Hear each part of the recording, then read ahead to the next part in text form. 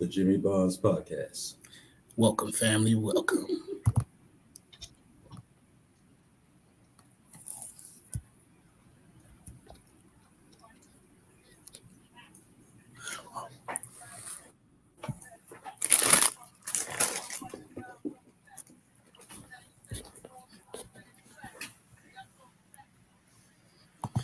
What's good, family, and welcome to another episode of Jimmy Bonds Podcast right here on WPEB Radio, 88.1 FM, 95.1 FM, West Philadelphia. What's good? What's good? What's good? Welcome back to the show, family. Welcome back. You know I can't forget my co-host got the team in here with us. What's up, Ty? How you feeling, bro? And Dino Daku Fandachishona. You ain't right, Ty. You ain't right. All good in the neighborhood, JB. Live from the 215. Live from the 215. You know I can't forget my other co-host, Miss Lady T. What's up, Lady T? How you doing? Hey, fellas. How are you? Thank you for the flowers and the red carpet. I appreciate y'all. Oh, yeah. And they real flowers, y'all. They real flowers. She got bouquets of them over here. Yes. Bouquets of them. Happy birthday, Mama. Happy birthday. Thank you.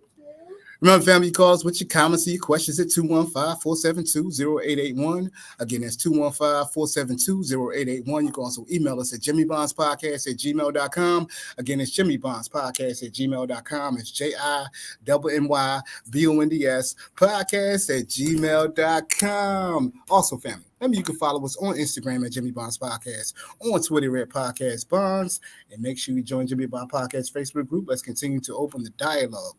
Also, make sure you catch us each and every morning, 8 a.m. to 10 a.m., right on PhiladelphiaRadio.com. That's PhiladelphiaRadio.com. Moving right along, family. Tonight, we got a special guest, special topic discussion. Love having this guest on. I've been wanting to have her on for a minute. Listen, you know, some people say she's a firecracker, but some people would say she's very, very much the one that you need to talk to when you need some therapy. So tonight's topic, family, the title of it is, I think I need a therapist. You're going to stop putting my business out. You're going to start putting your business out in the street, huh? No, that's not the way we do it. That's not the way we do it. But I want to introduce our guest first. I think she is fantastic. She has an illustrious career. She's done some great things. She has a practice. So let me introduce our guest, family. Let me give the intro first. We ready? Okay. Drum roll, drum roll, drum roll, drum roll, drum roll. Dr. Dalesa Martinez is a native of Philadelphia. She is the founder and CEO of Inspired and Free, which is a virtual therapy practice that focuses on individual therapy, family therapy, and couples therapy. Inspired and Free provides therapy services in Delaware, Florida, Maryland, North Carolina, Pennsylvania, and Texas. Dr. Martinez received her PhD degree in philosophy in 2013 from Drexel University College of Nursing and Health Professionals. In addition, Dr. Martinez also has authored a book titled Manifest Your Mate. I already know what that means, and I'm a manifester. She coming. I'm telling you, she coming. She coming. With that being said, family, she is a CEO, a founder, an author, a counselor, a therapist, a blogger, a vlogger, a public speaker, a transformation healer, a soon-to-be wife, and a mom. I like to describe her as ethical, empathetic, insightful, experienced, empowering, healing, motivated, trusted, and dope. Ladies and gentlemen, let me introduce you to Dr. Dalesa Martinez. Welcome to the show, Doc. Welcome to the show. Welcome to the show. Well, welcome. Thank you. And Jimmy, I'm gonna write you a check later on. That show was lit. I was like, oh, I sound pretty good. This is what you done though. So I ain't do nothing but to talk about what you did. That's all I'm doing. She like, yeah, right. Thank you for having me. We appreciate you, Doc. We appreciate you, Doc, for sure. Well, as I do all the talking in the beginning, I'm gonna turn this over to T. Let T ask the first question. T, go right ahead, sis. Okay, so I guess my question is, how do I know when I should seek out therapy? You should. No, So She said that's the answer. so a lot of people are scared about therapy, like especially people of color. Our community, we grow up learning like, oh, I'm supposed to go to church when I have a problem. My mother is proud of me till the ends of the earth. My baby is a doctor, and then when I say, Mom, you should think about going to therapy, she ain't nothing wrong with me. Or if I say I'm in my own therapy, she goes, are you okay? Everything all right? You having a breakdown? And that's not what it is. It's what we used to think about therapy being, because that's how it was portrayed in the media. Even now, like I always hate watching shows that have like therapists in them because they are always portrayed very poorly. And it makes therapy look like this scary thing to do. But really, going to therapy is like going to the gym. So we have to, we go to the gym, and we don't go to now, we're not supposed to go to the gym just when it's time to go on vacation because we got to look good in our bathing suits. We should go to the gym all the time. We should exercise a few times a week so we can keep our hearts healthy. We can keep our bodies strong. As we age, it helps our muscles move better. Therapy is just a mental gym. It's to keep our minds clear, is to help us work through all our bits and pieces, because we all have bits and pieces.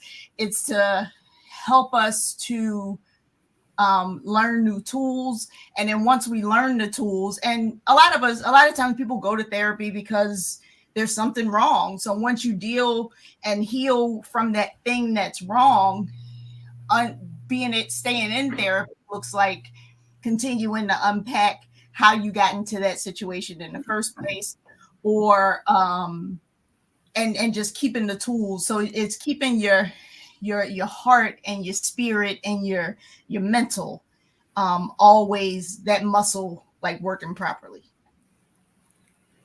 That makes sense. Go to the gym. Mental gym. Now look, Doc, I'm gonna put my boy on blast right now. Okay. Put my boy on blast. I've always talked to Ty about getting therapy, right? I've always, because I've been like, yo, I got to go see my therapist, man. I need to go talk to somebody. And my partner here, he's been like, I don't believe in therapy. So I don't believe it. He's over here chuckling like crazy. So, what do you say to people that have that kind of philosophy? It's not for everybody, but some people need it and don't want to. Hold on, Doc. Let me clear this up. Doc. Hold on. Hold on, Doc. Now, yes, I did say that, but there's a part of me that feels as though we can heal ourselves from within. It's just figuring out or finding out how that process takes place. Mm-hmm. Okay. And you're not wrong. So I go to the gym. There was one point where I was like in the best shape of my life, right? And I was actually helping other people get fit and everything. Pandemic happened, that switched a little bit, put on a couple, and now I go back to the gym. I know what to do at the gym, but I push harder when I work with a trainer. Okay. And that trainer helps me to move in ways that I don't believe that I think I can move. When I'm like, F this, I can't do it. He's like, no, you can push harder. And then I do. That's you can heal yourself. Most of the time when you come to therapy, you're not coming to get some big epiphany for them to give you all the answers. What a therapist does is help to guide you, to help take off your blinders, to help you see the things that maybe you've been struggling to see. And we all have our stuff that we can't see because we're in it. Like I can't ethically, but I also wouldn't want to do therapy with my family and friends, not because I can't see what's going on, but because I'm in it with them. I'm wearing the blinders the same way they are. So being with someone who is outside of your circle allows you to, they can see the parts that you can't see, and they just help to coach and guide you like, yo, you can push a little harder, you can go a little more, you can dig a little deeper, and help you get to that place of healing faster, more efficiently, Okay.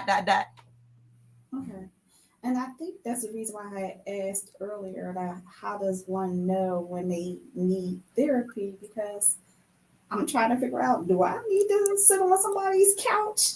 I mean, but I'm a female. I have responsibilities and my life is consistently going. Um, and I juggle it without complaining. But to me, I take it as that's just everyday life. So that's the reason why I asked the question, how does one know when they need to seek out therapy? So if you're thinking about it, then the answer is probably yes. Everything you just said, T, makes me say that's why she needs to be. That's why she should go find somebody to talk to, because when you're everything for everybody, who is the person for you? Nice. It's true. It's true. I mean, Doc, you kind of know me a little bit. So, I was married to a therapist. My ex-wife has happened to be a therapist. So I've always been told, when I'm going through my rough time, you need to go see somebody, you need to go talk to somebody. Oh, you need to go do that. But, Doc, my biggest thing was I've always had a problem matching myself with the right therapist. Mm-hmm. And I've had some not so good experiences. I'm not going to say bad, but not so good experiences. And then I stumbled upon one that was fantastic because she fit me perfectly. Mm-hmm. Can you talk about, from your professional experience, why it's so vital and important to match the right therapist with the right client? Yeah. That's really important. It's actually one of the things that I pride myself on in my practice. I've been doing this work for 20 years. And I would find, like, sometimes you go to a therapist and your therapist is just burnt out because they've been doing it so much and doing it with so probably the type of person, the problems that they really, when they went to school, they didn't say, oh, I want to work with this type of person. And they end up working with people that they really didn't intend to. And then they get bogged down with all of that. And then you come to them and they're like, I mean, whatever. How does that make you feel? Okay, then, and then you leave like, I don't really think they did anything. And sometimes you're right.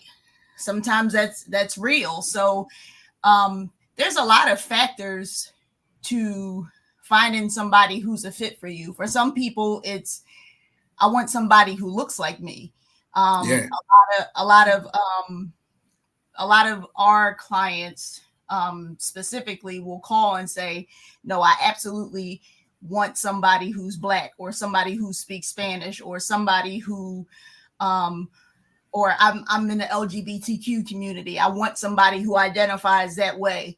And it's because we live in such a world, especially when you're in a marginalized population, when you're Black, when you're brown, when you're gay or trans, or whatever the thing is, when you're somebody who's considered an other, live in this world where you have to put on and code switch all the time. You go to work, you gotta put on your proper your corporate voice and do all. Hello, my name is Jimmy. It's funny, we're running a couples group now, and they're in like their 4th week. The first week, and it just happens to be all Black couples. And the first week, as they were introducing themselves, they were all like, "Yeah, hello, my name is John, and I'm this," and I'm like, "This is not how y'all talk." By the end of the first session, though, I was like, you can be yourselves here, and they were like, "Oh, thank God!" And then who they really were came out. People want to be able to know that who I am can come out, and like we do I do all virtual therapy. So I have women who come on like, oh, I'm taking my braids out. They can't do that with their white therapist and be able to, without having to have a story behind it. So so sometimes just having somebody who can relate to who you are as a person, your culture, things like that, that matters. You also want somebody that can help you work through the things that you want to work through. So if it's like, yo, I have this really heavy trauma, you don't want somebody, you want to ask, like, does this person know how to deal with it? Here's my trauma. Here's a little bit about what happened to me. And you want the therapist to be able to say, yes, this is what I specialize in, or this is how I can help you.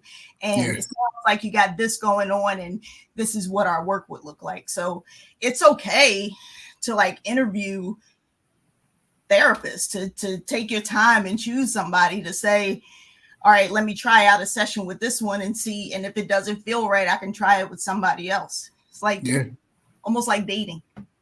No, it is like dating. It's not almost like dating. It is like dating. What you gonna say, T? Okay, so I have a question for you. If I'm saying it right, I think you said you've been doing this for about 20 years. Is that right? Yes, ma'am. Yep. Okay. Now, with that being said, have you ever dealt with someone where you felt that no matter what the situation was, you couldn't help them, or you just felt that it wasn't as successful as you wanted it to be? Of course. We get into this. Well, I would guess most therapists become therapists because they want to help people heal. They want to help them work through their stuff, but everybody ain't ready. Okay. There's people who, I'm not the therapist. I think I have a strong belief that I can help everybody on the planet, but I also recognize that sometimes me getting them to the end of that healing process is not my work with them. Sometimes I'm just a stop on the way of the journey. So sometimes if all I can do is plant a seed, that's enough. I've had to fire clients before.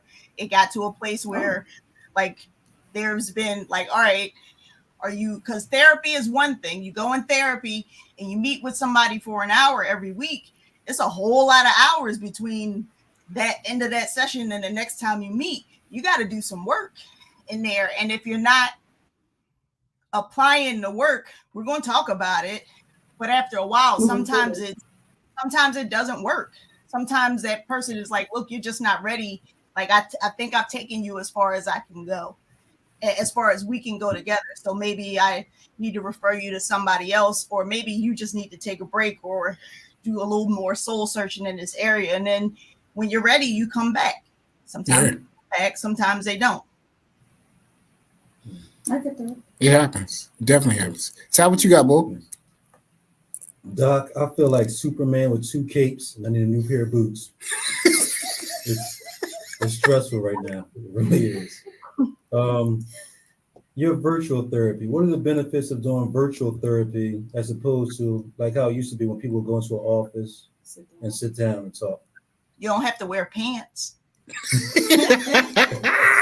Now, if the screen is at the top of you, now you should wear body.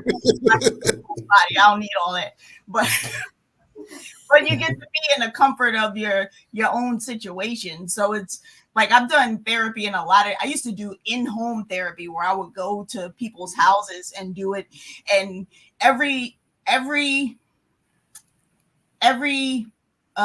environment has its like benefits and disadvantages. Doing therapy in people's houses, I had to learn to not be afraid of dogs. Because some people say like, this is the dog, this is my dog's house. This is not your house. He belongs here. You don't. You're gonna have to deal with it. That was some work I had to do. Being in an office, sometimes it can feel a lot of times it can feel safe. Sometimes people prefer to do in-person therapy because they're like, well, I got kids in the house and we're doing couples work. I don't want my kids listening in at the door while we're trying to figure our stuff out. But virtually you can do it from anywhere. Like I'm based in Philly, in the Philly area, but we can see clients because of our licenses. Like I could see people all the way in Texas, and so sometimes maybe in their area they might not be able to find what they're looking for, but they can still get what they're looking for through virtual therapy. And initially, I'll admit, I thought it was not going to work. Like before the pandemic, doing virtual therapy like wasn't even approved. It wasn't a thing. So when we were required to switch, where it was like, no, you have to be on a screen, I was like, we're going to miss things and this not going to work. It actually works just the same, because all your therapist is looking for is they're paying attention to your emotion. They're paying attention to your energy, your body language. Energy goes all over the place. We on a frequency right now on this radio station. So if that works that way, then I can feel your frequency and your energy even though we're in different parts of the world. Yeah. Yeah. Okay. So you got one? I have another question. Go ahead. Okay. Now,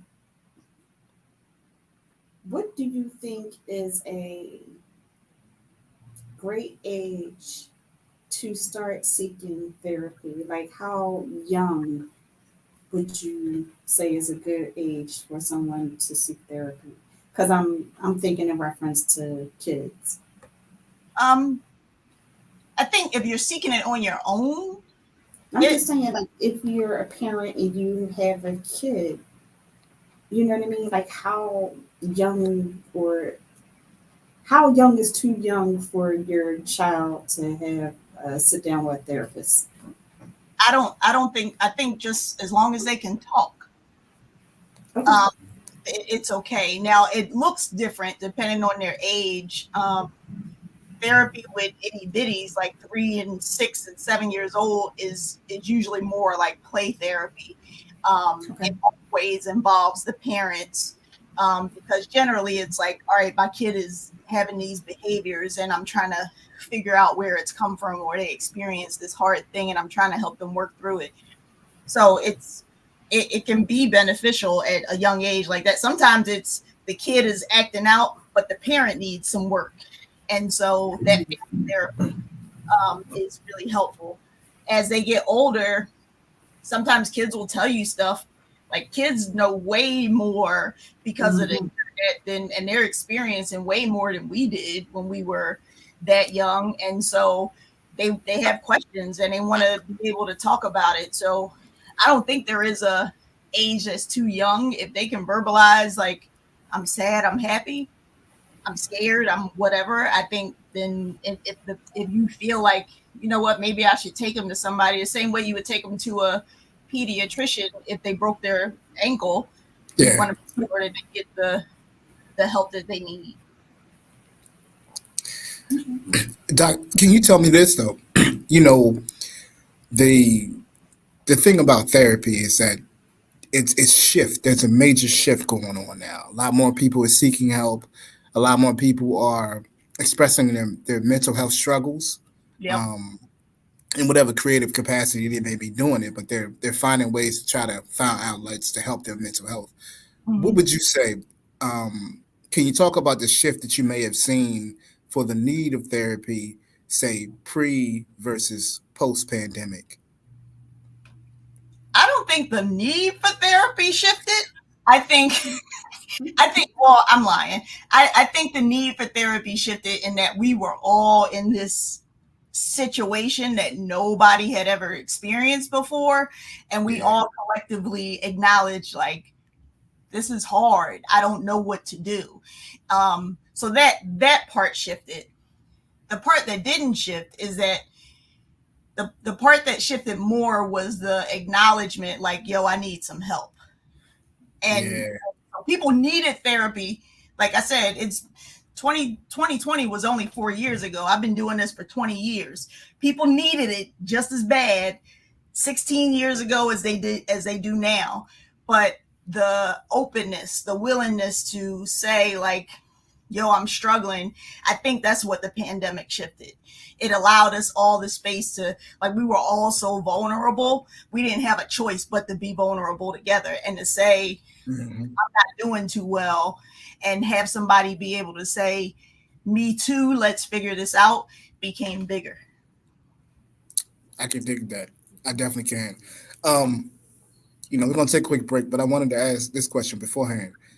I read on one of your blogs, you talked about the term stuck places. Can you elaborate on being stuck for some people that might not, use that term or what it means, but there are a lot of us who are stuck, and we're just in it, I guess, going in a circle all the time. We just don't know how it's going to end, so we're stuck in this cycle. Yep. So can you elaborate on what that is for you? I'll give a good example because I think everybody can relate to it.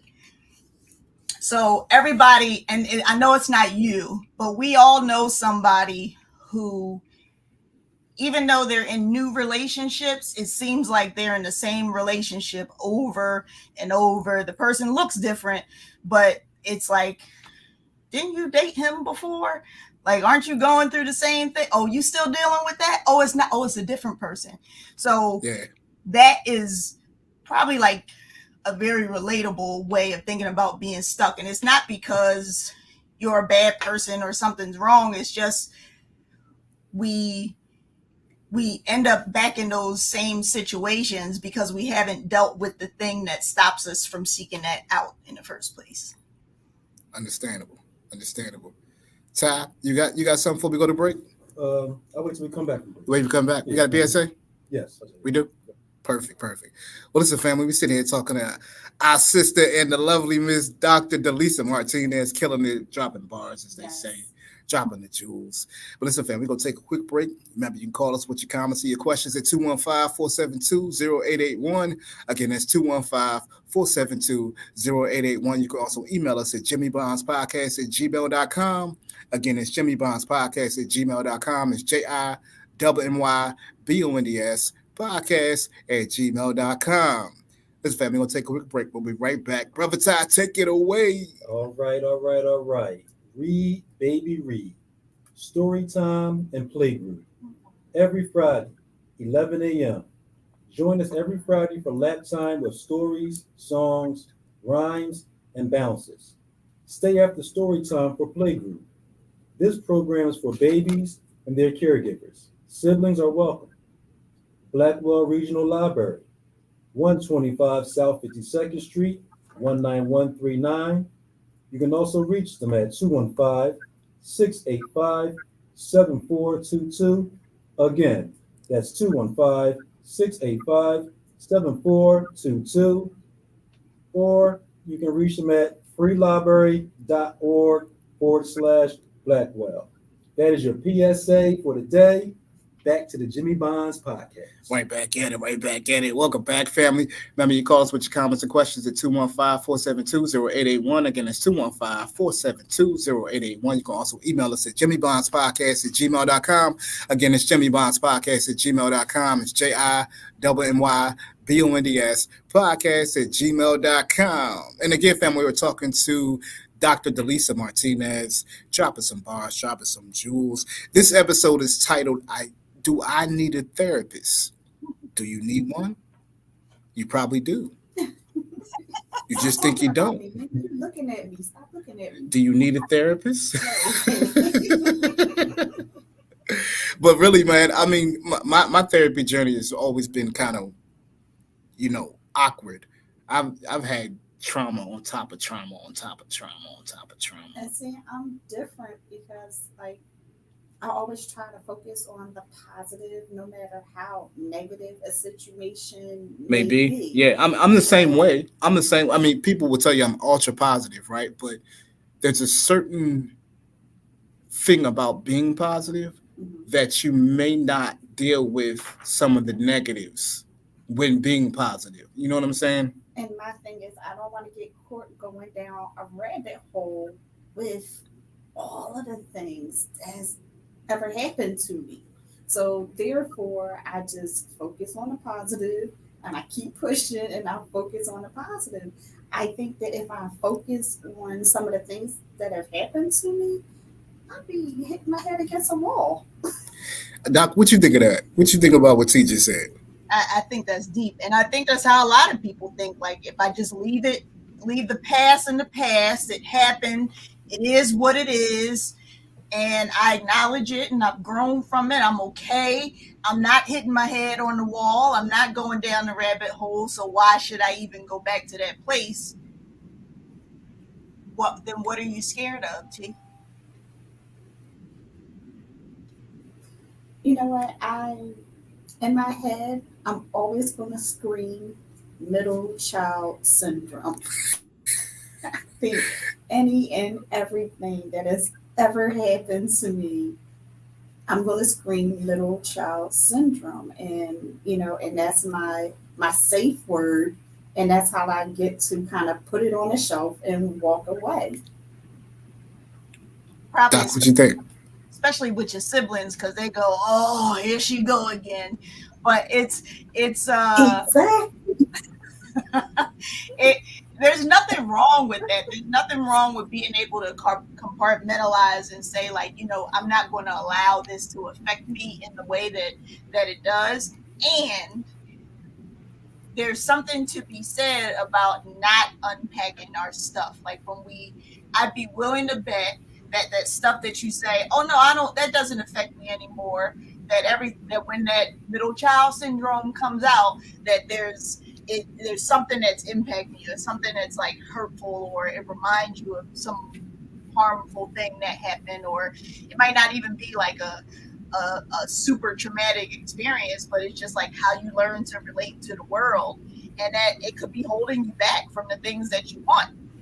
And it's not that it's a bad thing that you're thinking about it positive, like, all right, these things happen, I'm gonna try to keep it pushing. It's a matter of, you know what, I had these things happen to me, and I see in this relationship how it's affecting that relationship, because it's keeping me from being able to open up the way I want to, or I see how it's stopping me from reaching my goals that I want to reach in my career because I'm so scared to fail that I won't take risks, or I see how it's affecting me when I parent my children because I'm so scared to not do the things that my parents did that I'm staying away from even the things that they did that were really right.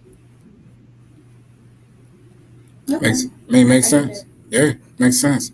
I mean, I told you my journey has been, I'm just like you. I don't need no therapy, so I'm good.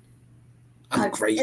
Help. How you doing? If there's any help, me and a bunch of other therapists say the same thing. Like, oh no, I'm good. I did my work.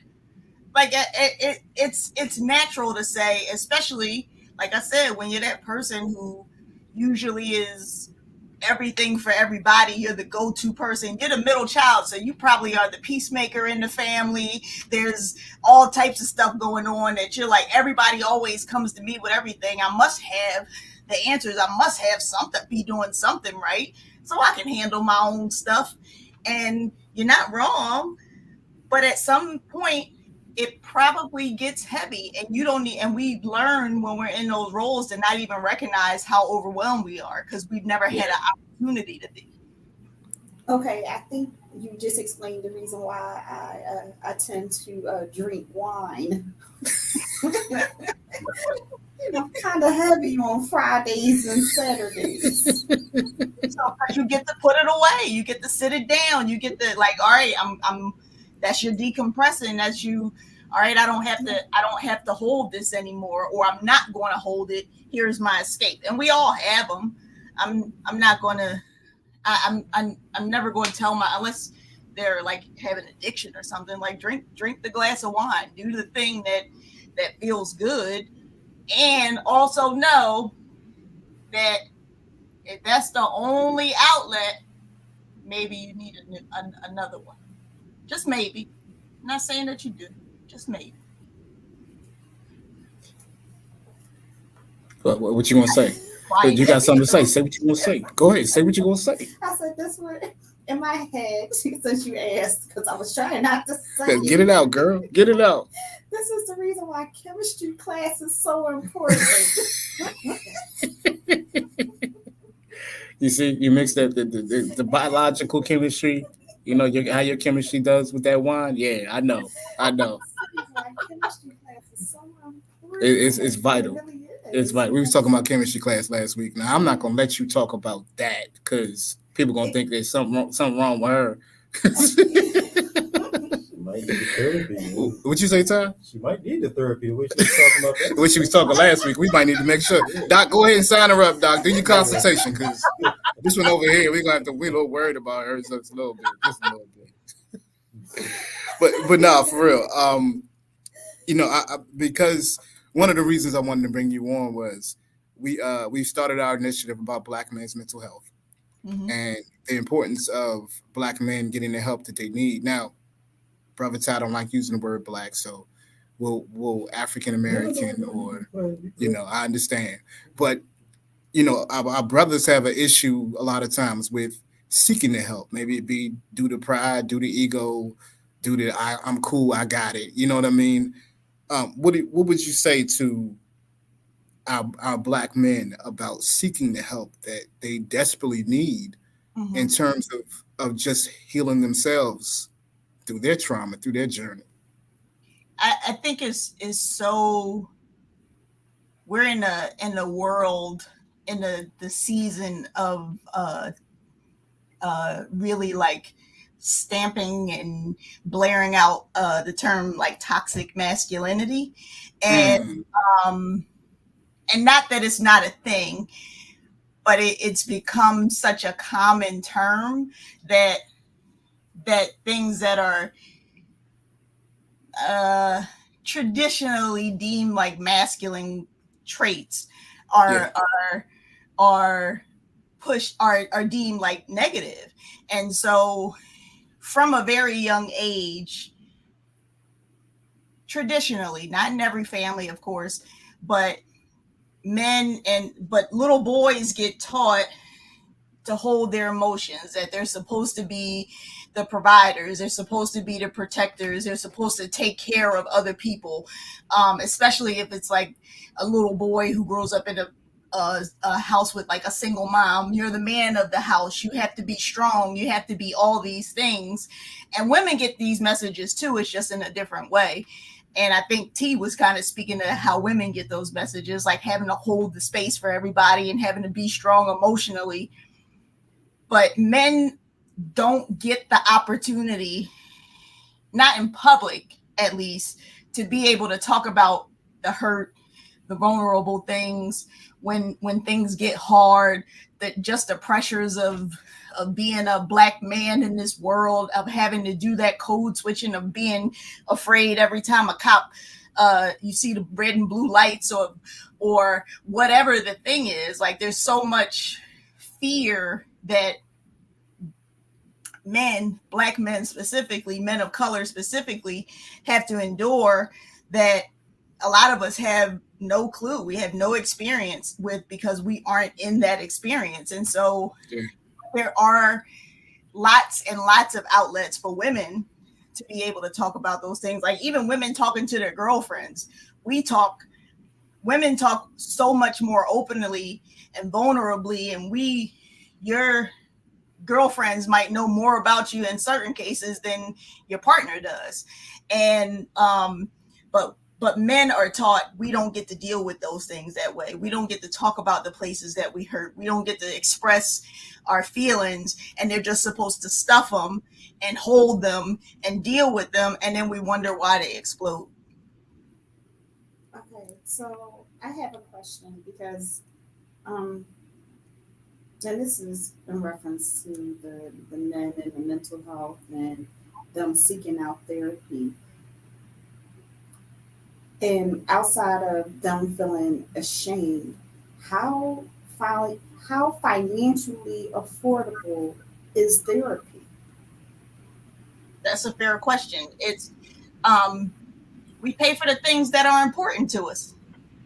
Okay. When I know people who are Gucci down to the socks and have every pair of Jordans and Yeezys and all the accoutrement, but then say paying $100 for a therapy session doesn't make financial sense to them.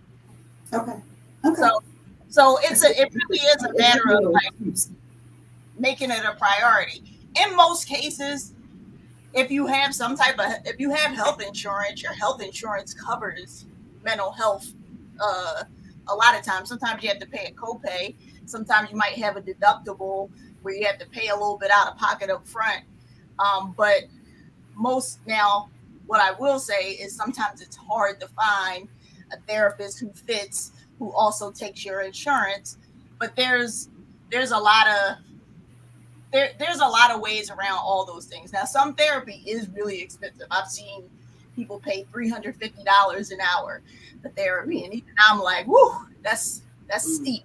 But there's so many other resources where, like I have, there's like foundations. Like I have some of my clients go through this foundation. It's and I'm plug them because it's great. It's called the Loveland Foundation, where they give them 12 free sessions of therapy. So they pay us to do the therapy, and they have to do some things to qualify for it. We don't take all insurance at my practice, but if you if you're like a lower income or you have a insurance that we aren't in network with, we have sliding scales available where people can pay as little as $50 for a session. Okay. And what was the name of that program again? The Loveland Foundation. Thank you. Yep. Oh, that works. That I had one that worked, and that's how I found my therapist. It was stumbled upon her, you know. Yeah. Because I'm almost quite sure somebody is going to say, well, I would like to seek therapy, but I can't afford it. Yeah. And they'll use that as their reason why they can't sit down and talk to somebody about some of the things that's going on with them. Yeah, no, I feel you. But if you got insurance, you should be able to take care of it.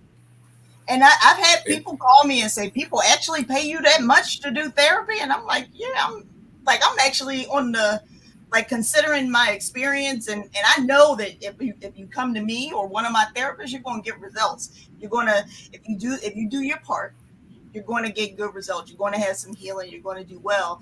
And it's going to, the money you pour into it, it's an investment into yourself.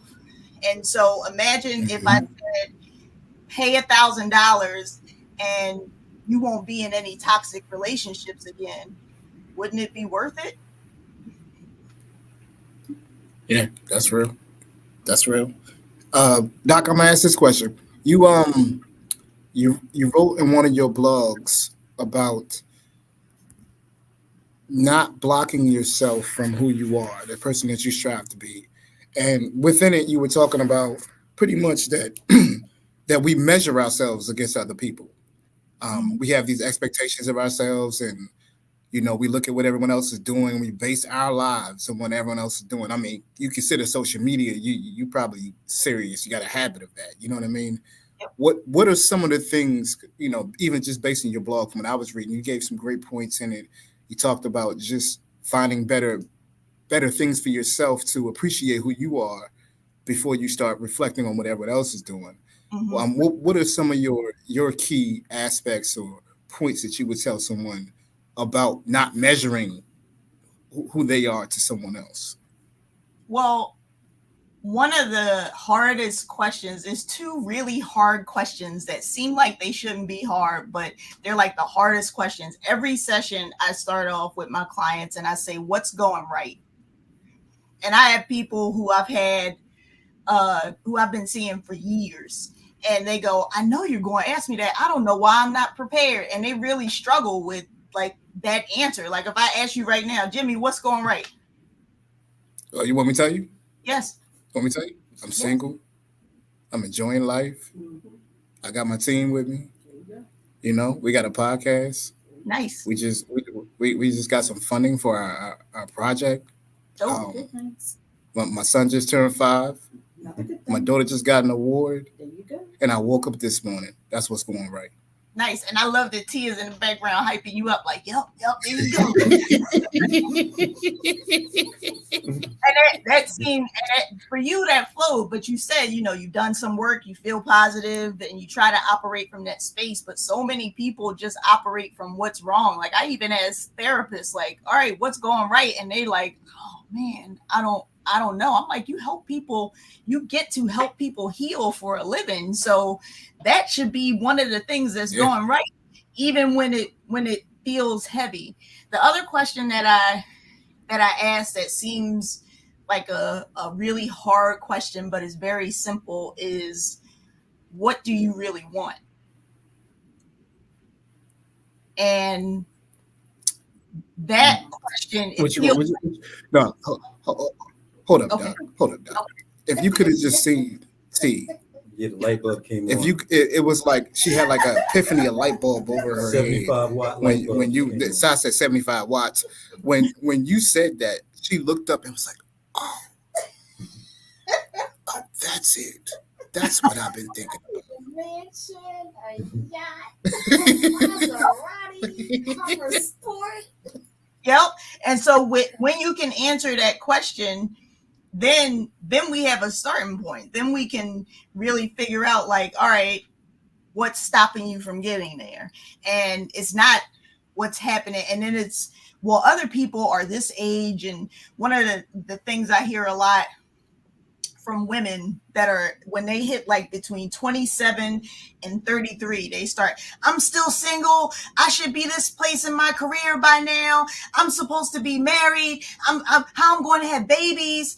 And I'm like, why is that the barometer? And they go, because you're supposed to, because the world tells you that at this age, you're supposed to do this. At this age, you're supposed to do this. But when we stop operating from what the world tells us that we're supposed to do, and really start thinking about, all right, this is what I want from my life. This is who I want to be. This is what happiness means to me, what kind of peace I want, what kind of joy I want. Then you can really map out like what that looks like for you. And it makes it not easy, but simpler. Now it's simple, but it's definitely not easy to really start. That's when you want to put the blinders on and stop letting all the outside influence come in and say, you know what, let me just walk on my path. And where I am is perfectly fine. That's that part, because that was one thing I saw consistently with you, was like being okay with where you are. Mm-hmm. You know, like you're good where you are, or you're great where you are. My bad. See, go ahead. Okay, first of all, are we allowed to cuss on the show? No. I want to, but no. Because I guess my question is, what's the difference from, like right now, I'm in a very good place. I have food, clothing, shelter, anything I need, I can get, I have. So I guess my question is, when I start to complain about the small things, does that even mean anything? Because I have so many positive things going on. Should I not complain about the small things, or should I not even concentrate on it because I have so many good things going on? That's a good point. I'm going to just yell middle child syndrome again.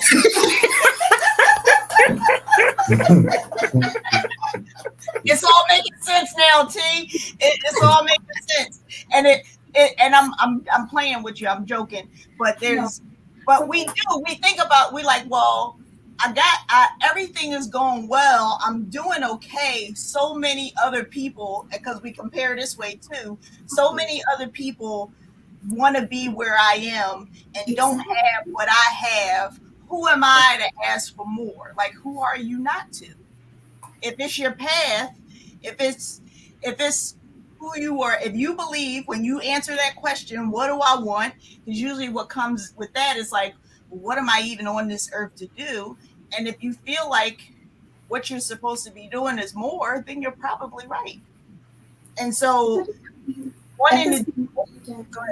If I'm asking for more, then I start to sound greedy, or I start to sound like selfish, ungrateful. Yeah, selfish. You know, because I have a house, I have a car, I have a kid, I have a husband, I have a job.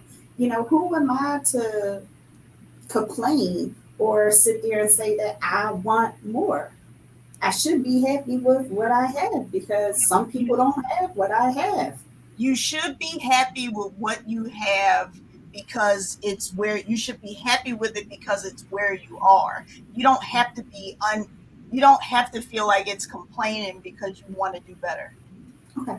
You don't owe anybody any explanation or apology because you want to be something more than what you currently are. Just because it's good enough for them doesn't mean that it's good enough for you. That's real, because you could have all the money in the world and still be miserable. Okay.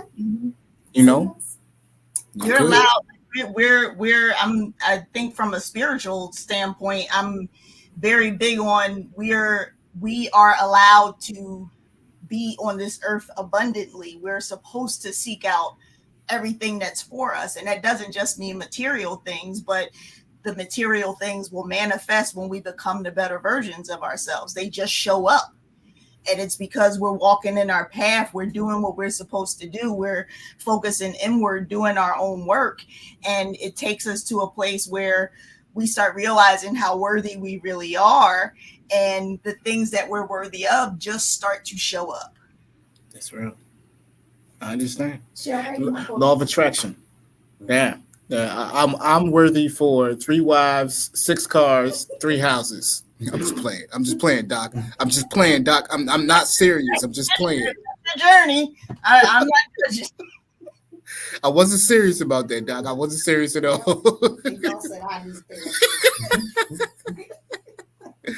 Ty, boy, what you got, man? I know you got something over there, boy. Doc, if I'm a client looking for a therapist, what are some of the qualifications that I'm looking for with that therapist? Can they help me with whatever I got going on? Okay. And I mean, it's one thing to look for like a certain level of experience or a certain degree or anything like that. But really the question is, like, you can have somebody who when I was an intern, I had 0 experience. I still help people on their journey. So it's just a matter of, does it feel like this person is committed to helping me work through my stuff? And if the answer feels like it's yes, then they're the therapist for you. Okay. Now, again, I'm Superman with 2 capes and a new pair of boots, right? Uh-huh. What if the issue is family members or spouse that are the obstacles? Like, how is a person supposed to handle or deal with that if it's in-house where the problem is at? It usually is. It usually is. It's usually the people who are closest to us that are our biggest challenges. The people that are outside of our situation, we don't care about them. We're not invested in them. So they might impact us, but not like your mom will, or your girlfriend or your daughter. So what therapy will help you to do is learn to set boundaries that are healthy. So pause for a minute, family. Oh, technical difficulties.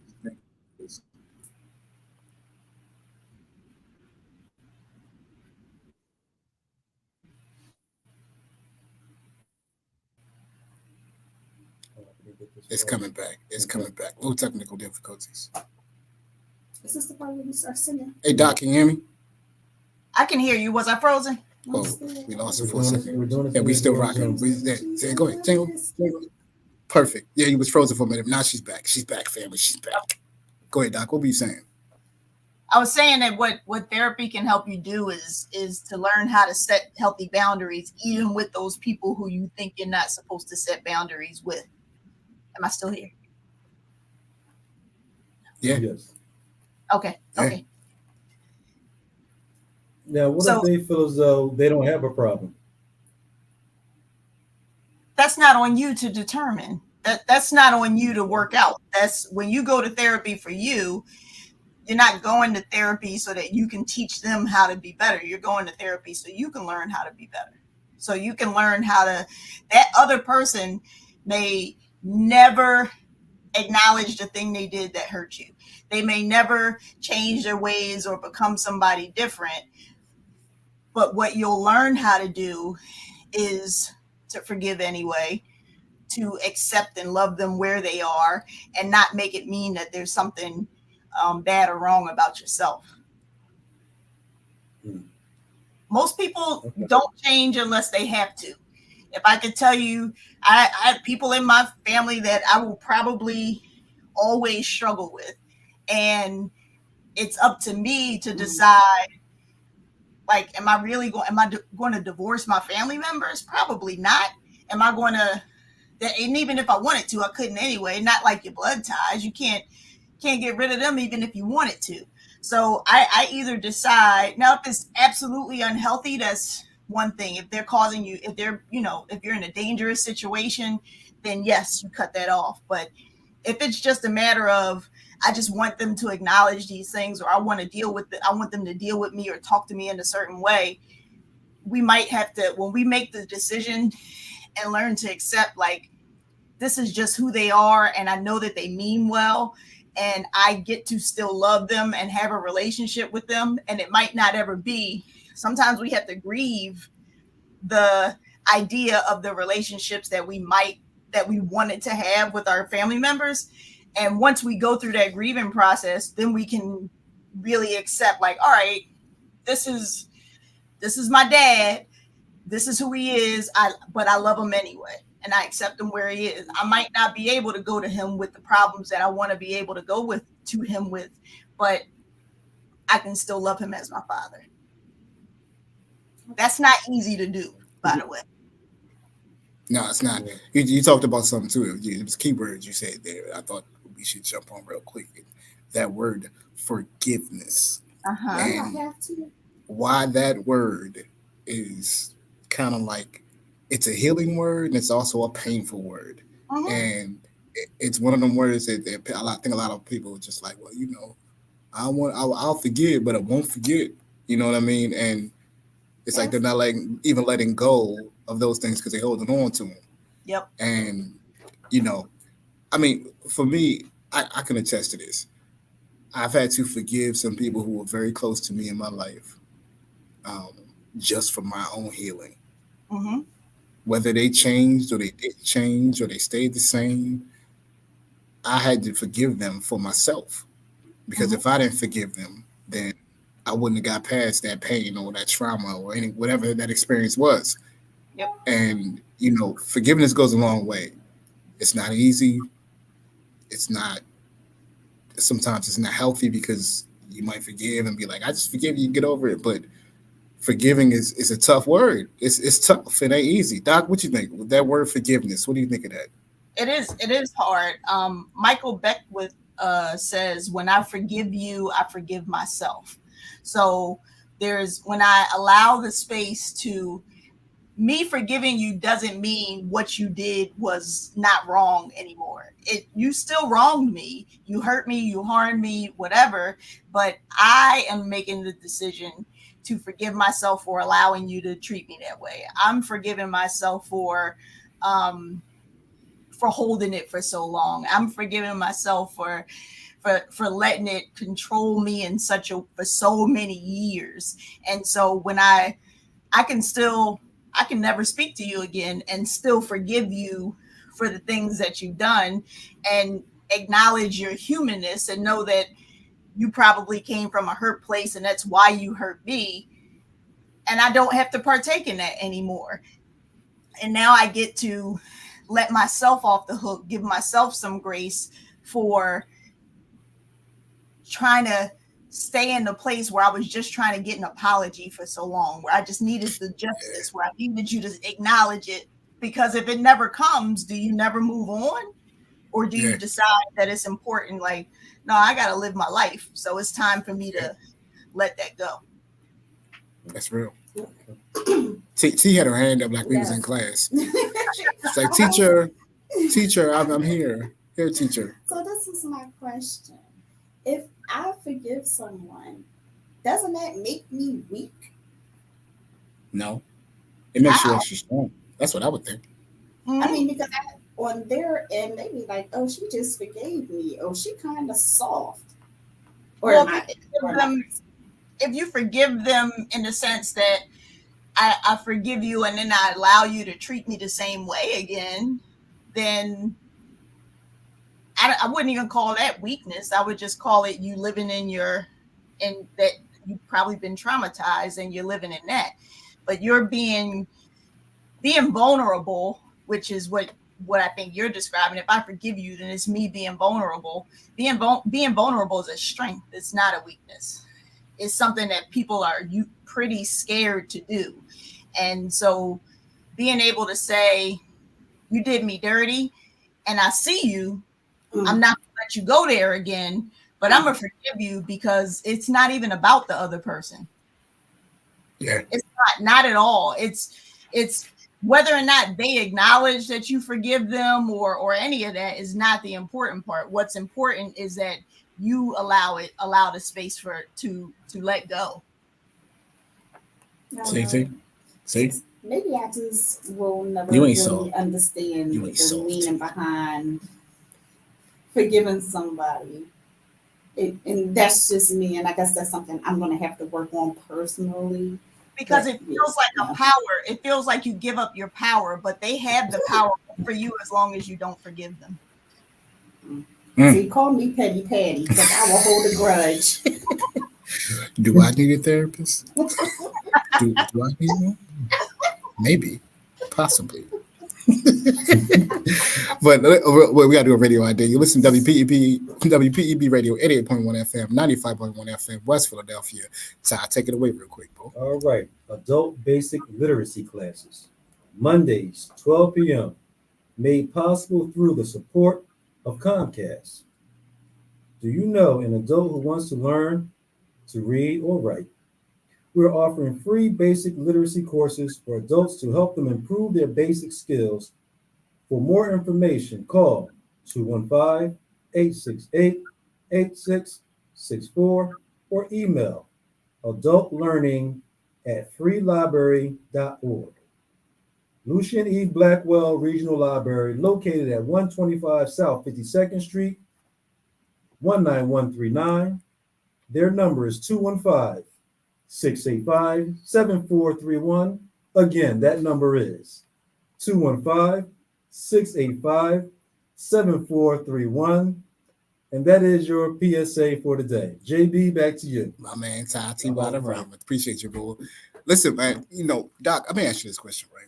So this is me. I be scrolling through social media sometimes, and I see these people giving advice about relationships, and I don't see any professional ever there to even give any kind of response to this. They just sound like they're just giving responses willy-nilly, and I'm sitting there like, you guys aren't even professionals. I'm talking about, Doc. A woman needs to be XYZ. She needs to take care of her man and cook for him. Yeah, Kevin Samuels. He need to cook for him and make sure you rub his feet and cut his toenails and wax his ears. That's the definition of a supportive woman, or vice versa. Nah, the man needs to make sure that he provides every day for his woman, that he drives her to work, he picks her up, make sure he get the dirt behind her ears. That shows that he loves him. Doc over there like, yo, you being nutty. I'm just saying. But Doc, you watch these things. I'm sure you see him, because I see him. I know you see him. What do you say when you see that kind of stuff? I mean, there's good and bad and everything. Even the people who are the professionals, like even Kevin Samuels every now and then drop the jewel on him. Like every now and then he did. Yeah, every now and then. And he would say some stuff sometimes. You're like, all right, that one I'm gonna give you. And so even the professionals are still coming from their personal vantage point, and they're putting their beliefs and their morals and their ideals about what relationships or life or whatever is supposed to be and how you're supposed to move. So I'd say always just take the good with the bad, decide what fits, like, because we could spend all day arguing about what's wrong, but being able to say, all right, even a broken clock is right twice a day. So maybe let me just pay attention to the times when they make sense, and the times when they don't. I could be mad about it and be like, this such and such is out of pocket, but that people get stuff for it gets them what they're looking for. They're looking for the attention, the follows, the likes, the going viral, and all those things. And the controversial stuff is what does it. So I don't necessarily agree with it or think that it's all healthy, but who am I to judge how somebody wants to live their life? Then okay. Doc, they be going in though. They be on some ridiculous, like, I'm sitting there saying to myself, like, most of the people that's watching this is basing their relationship on what these people are saying. And I'm like, I don't think you should be listening. What's up, T? What you gonna say? Okay, so I have a question for you. How many different types of therapists are there out there? I mean, you gotta have one for your mental, you gotta have maybe a relationship therapist. Mm-hmm. Like, how many other kinds of therapists are out there? Because I'm quite sure one therapist cannot be professional about everything. That's true. Or It's knowledgeable about everything. Certain things, like there's all. Am I still here?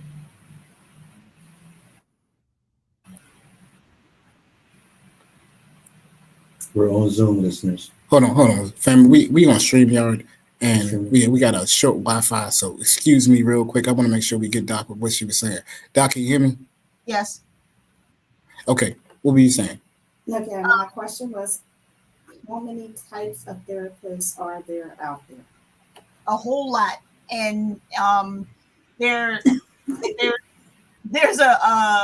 it really the same way. Like I was saying, like when you're asking the question of what type of are you the therapist for me, when you're asking those questions, there's some people who do, like, I'll do couples therapy and then also do individual therapy with them as well. But if they want to work on, like, maybe their ADHD, I'm not the one for them. Like, I would refer them. Okay.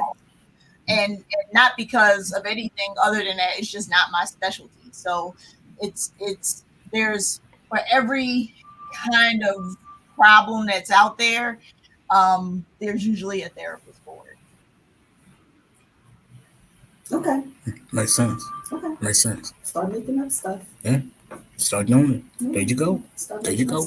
Just like the Doc, let's talk a little quick segment about, or quick question about you and Inspired and Free. And when you, first of all, what does Inspired and Free mean to you? So Inspired and Free comes from this acronym that I started a really, really long time ago. And the acronym spells out life, and it's love, inspiration, freedom, and empowerment. And that's always what I wanted to embody. Wait. Say it again. Oh, say it again. Love. Inspiration. You freedom, said love. Inspiration, freedom, and empowerment. Love, inspiration, freedom, and empowerment. Yep, go ahead. My bad. Those things are always just what I wanted to embody. So I want people to feel loved, and I want them to feel empowered, like power in that love, and those things can inspire you to move in such a ways where you can be free to be who you are. And so Inspired and Free is just like the short version of that. I can dig it. I like it. Love, inspiration, freedom, and empowerment. What you think, T? I get that. Yeah, makes sense to me. Makes a lot of sense, don't it? I wrote it down. You said what? I wrote it down. You wrote it down. Of course, Ty wrote it down. Of course he did. He's gonna use it. He'll tell his son that. You gotta live some life, son. Life. T, you got anything to say before we let Doc go? Thank you for answering all my questions. Sure. I'm going to go ahead and get your personal information from Jimmy. So we might be having a conversation sometime in the future. Nice. I think so. I think you should holler. I'm just saying. I mean, I know y'all jealous of my little chemistry thing I got going on. But I ain't jealous of it. I'm scared of it. I'm a little worried and concerned myself. Seriously, I'm concerned. Highly. Ty, anything you want to say to Doc, man? Same thing, Doc. I'll be reaching out to you. Thank you. Whoa. Time I know, out. 'cause Time. Hold on. Time out. Call the TO. Go to commercial break. Good This job, boy Ty. just said Good job. that he gonna contact Doc. And I'm telling you, I've been working with Ty for like 5 years now. And I can tell you, every time I talk to this boy about therapy, I don't believe in therapy. I don't trust him. So to have Doc come on tonight and have Ty end it saying, I'm going to give you a call. Doc, you're doing some things over there, Mama. You're doing some things. I acknowledge that I have a certain set of skills that if you get the deny to come in that joint, you know you're doing some good work. You know you're doing some good work. But Doc, for me, it's I'm always appreciative of you just for your insight, your intellect, your understanding. I know you have a lot of clients, you have a lot of therapists, you have you're a busy woman. So I appreciate you for coming on tonight and sharing your expertise with our listeners and our team. And I think we should write you a check because we just did a session with you and we all just got some therapy. We didn't realize we was getting. Some of us need more work. Some of us do need more work, but that's okay. Work in progress. that's all Isn't right. that what you say? Trust the process. I'm a work in progress. We never get it done. When I'm a firm believer, when we figure it all out, when we really arrive, then we don't need to be here anymore. So if you wake up, you got more work to do. See? Okay. Yeah, no doubt. Doc, anything you want to say to the listeners? Can you please tell them where to contact you? Yeah, that's what I wanted to tell them. So we offer free consultations. You can go on our website. It's www.inspired, like with past tense, inspired with a D, the word and free.com. Social media, we're on Facebook, on Instagram. You can follow me directly. My direct IG handle is Doc Dalesa, DOCDALESA, and the practices handle is Inspired and Free Life. So the same inspired past tense, the word and free, and then life, because now y'all know what life means. And literally you can go onto the website, schedule a consultation. You can have a session within a week. Nice. Fast and get it done. We pride ourselves on, because lots of therapists, lots of places that you'll call, they have like a 2-month waiting list or more. So we want to get people the help that they need when they need it. Could you imagine waiting 2 months to talk to somebody and you got some issues today? I'm just saying. I'd be ready to go. I got something for all of it. No, it's no chemistry, okay? No chemistry. But Doc, listen, I can't thank you enough. The team can't thank you enough. We thank you for joining us tonight. Thank you. I could hold you up, but I know you're a busy woman. I want you to go ahead and get your night going. We will see you on Saturday. We will. SLW Beauty Bar Hair Mixer. Shout out to Shannon, a girl Shannon White. We interviewed Shannon too, and so this is like family over here talking to Doc. So this is a good thing, family. It's a good thing. Doc, thank you, Mama. Appreciate you. Have a beautiful evening, and we'll definitely talk soon. Thank you. Thank you so much for having me. I had a lot of fun. Yay! Yay! We're gonna have you back, right? Because I'm at the interview for a whole bunch of things and get your resources. So we talk offline about that. We talk offline. All right, we all gonna need her. As a matter of fact, wouldn't it be dope if we brought her to the Taste and Talk? Wouldn't that be dope? Yeah. What you think, Ty? Yes. All right, Doc. I'll let you know about it. If you can make it, April 26th, we're doing the Taste and Talk live audience. We're gonna do a whole podcast about the experience, Black women and Black men, and why we have a hard time communicating. And I think having relationships, and I think your presence would be right. Need all to be. She says my jam. Yeah, Doc. Yeah, Doc. Yeah. Well, listen, thank you, Doc. Much love to you. Definitely love to the family. And we'll talk to you soon, okay? Thank y'all. All righty now. Have a great night. Have a great one. You too. Bye-bye.